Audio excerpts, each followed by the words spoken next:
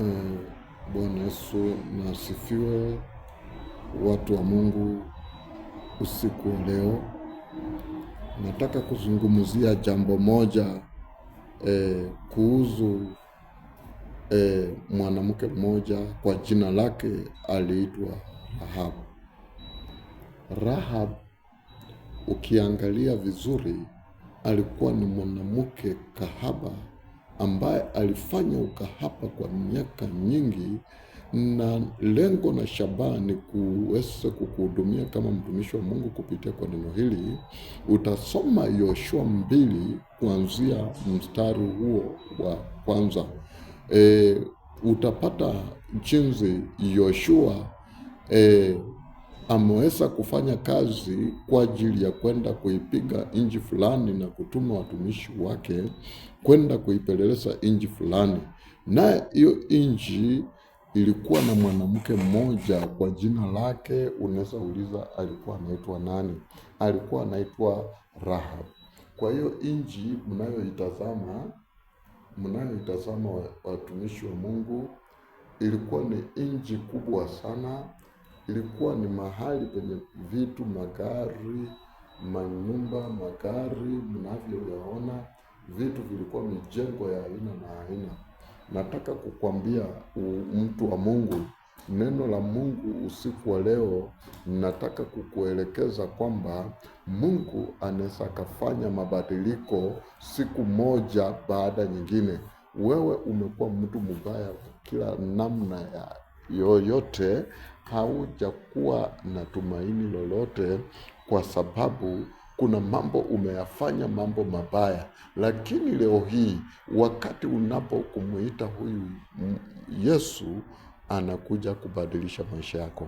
Alibadilisha maisha ya Rahab, akawacha mambo ya kikahaba na akarudi, akakuwa mtu mkamilifu, akakuwa mtu mtakatifu.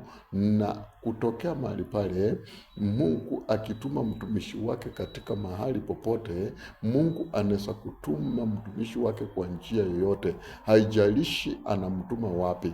Na hata leo hii, wapendwa, ambao mnatumwa kama mitume wa Mungu, unaweza tumwa mahali pabaya, unaweza tumwa mahali ambapo hata ukijiangalia mwenyewe unasema nimetumwa wapi Mungu wangu? Maana huyu watumishi waliweza kutumwa katika nyumba ya huyu kahaba, lakini Mungu akiwa nao, hakuna mambo yoyote yaliyofanyika mahali pale. Unaweza sema, kwa hiyo kahaba, mbona hawa walienda katika nyumba ya yule kahaba? Mbona hawakuenda mahali pengine?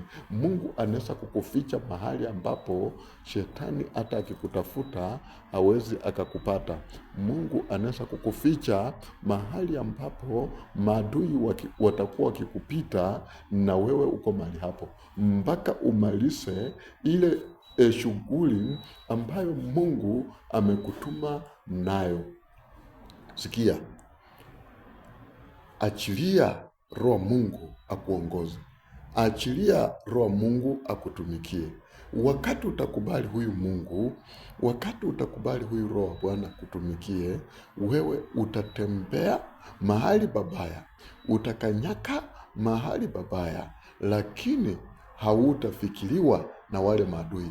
Wale watu wawili watumishi wa Mungu, wale ambao Yoshua alikuwa amewatuma kwenda kuipeleleza ile nchi, nakwambia Mungu akikuficha, amekuficha. Walitoka katika hiyo nchi bila kujulikana, na nikana kwamba walikuwa wamejificha kwa ile nyumba ya yule kahaba, na walikuwa wamekaa humo, lakini walitokea dirishani. Lakini nataka nikukwambie, wakati utaweka watumishi wa Mungu, nyinyi sikilizeni, watu ambao mnakaribisha watumishi wa Mungu. Unaweza karibisha mtumishi wa Mungu au watumishi wa Mungu, lakini siku moja maisha yako yaje yakabadilika, maisha yako yakakuja yakakuwa mazuri. Ule kahaba maisha yake yalikuwa mazuri.